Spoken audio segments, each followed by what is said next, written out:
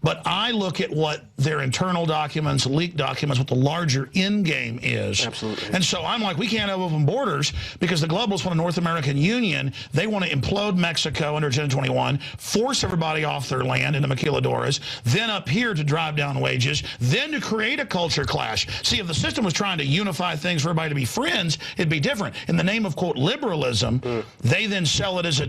But, I mean, it would take an hour to break the whole thing down. No, but we'll get into that. I think the reality is that people often misunderstand and misrepresent the mythology of America. For example, the creation of the United States, in the fact that when Britain surrendered, it ceded a series of territories that didn't belong to them. When Mexico surrendered to the United States after the Mexican-American War, it ceded a series of territories that did not belong to them. You know, all of these Native American tribes, they weren't ruled solely by Spain. As a matter of fact, Spain couldn't exercise control over them. The Mexican government couldn't exercise control. No, I agree. Right? So how about those people? But see, the UN will try to represent them and then take over. Right, but this is... See, but I mean, what do you do? Because now it's the UN taking over America. And then the other part of it becomes from when I hear people talk about who deserves to be here and who doesn't. Because I've met people who don't have papers legally, right? And yet they serve their country in Iraq and Afghanistan. Now, mind you, that's not a war that I necessarily believe in.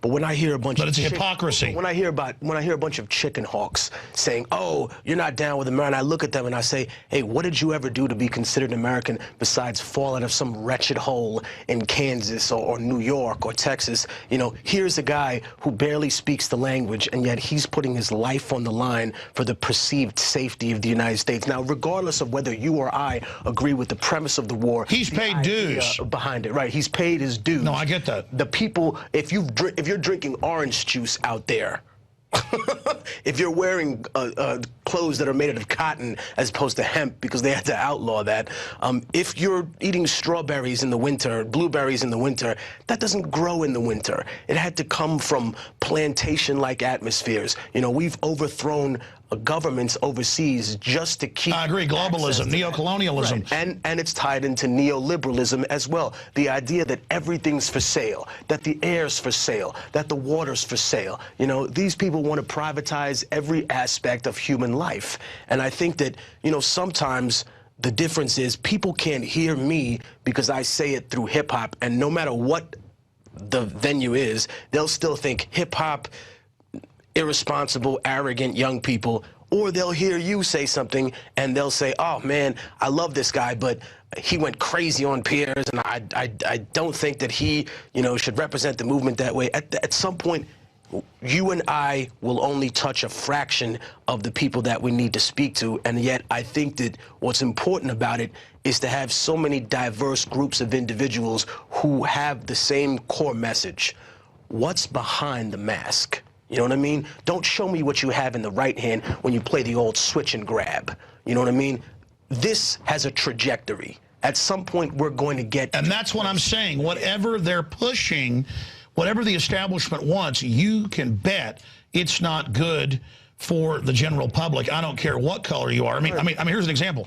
I like the immigrants that I know from Mexico, and they tend to be better family people, not decadent, spoiled brat Americans. I don't care what color the spoiled brat American is. We've had it good so long, they're spoiled brats. And that's an over stereotype, but there's some reality to it. Where there's smoke, there's fire. But then the Mexican government, if I go down there, will shake me down, beat me up, steal my car. I can't move down there and go have a baby paid for at the hospital. I can't get all this stuff free. And then I'm criticized up here by Mexico for how bad I am when Mexico has their most draconian anti-immigrant laws in all of Latin America. I'm just sick of always hearing inherently that America's bad. What's bad is this imperial, global, corporate, British model that corporations have adopted that is now open source for these elites. Right.